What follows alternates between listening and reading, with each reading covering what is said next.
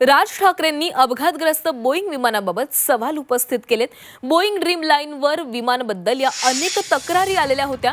2020-23 दरम्यान अनेकदा Boeing dream लाइनरची उड्डाणं थांबवण्यात आली होती।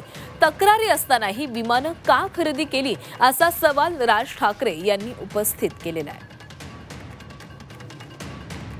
तर राज ठाकरे यांनी अपघातग्रस्त बोईंग विमानाबाबत काही सवाल उपस्थित केलेले आहेत। या विमानाबाबत अनेक तक्रारी आलेल्या होत्या। 2020-23 दरम्यान अनेकदा या विमानाची उड्डाण थांबवण्यात आलेली होती आणि अशा तक्रारी असतानाही हे विमान खरेदीच का केलं असा सवाल राज ठाकरे यांनी विचारला आहे।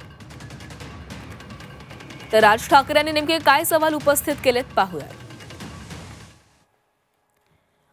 बोईंगच्या ड्रीम लाइनर विमानाबद्दल खूप तक्रारी होत्या। 2013 ला पहिल्यांदा जपान एअरलाइन्सच्या विमानाला आग लागली। विमानाबद्दल अनेक तक्रारी येतच होत्या। त्यामुळे 2020 ते 23 या काळामध्ये अनेकदा याची उड्डाणं थांबवण्यात आली। जानेवारी 2023 ला तर अमेरिकेपासून युरोपपर्यंत जवळपास सगळ्या मोठ्या विमान प्राधिकरणांनी जवळपास 3 महिने उड्डाण सेवा खंडित केली। 2023 ला भारतात डीजीसीएनं देखील काही काळासाठी या विमानाचं उड्डाण खंडित केलं होतं। तर 2013 ला ही उड्डाणं खंडित करण्यात आलेली होती। जर ड्रीम लाइनर बद्दल इतक्या तक्रारी आहेत हे माहीत असून सुद्धा आपण ही विमानं का वापरू देत होतो? डीजीसीएनं यावर कधीच कोणती कारवाई का नाही केली? थोडक्यात जगभरात जेव्हा ड्रीम लाइनर बद्दल तक्रारी येत होत्या त्याच दरम्यान आपण हे विमान ताफ्यात आणलं।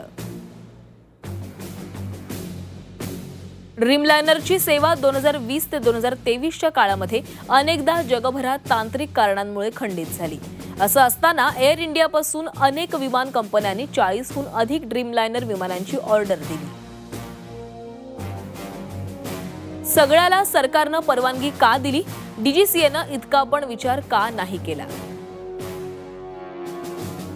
मी जे सगळं मांडलं आहे त्याविषयी New York Times, Wall Street Journal, Al Jazeera आणि यामध्ये छापून आलं होतं। अल जझीरानं तर ड्रीम लाइनर बद्दल एक डॉक्युमेंटरी पण केलेली आहे। त्याची YouTube लिंक सोबत दिलेली आहे।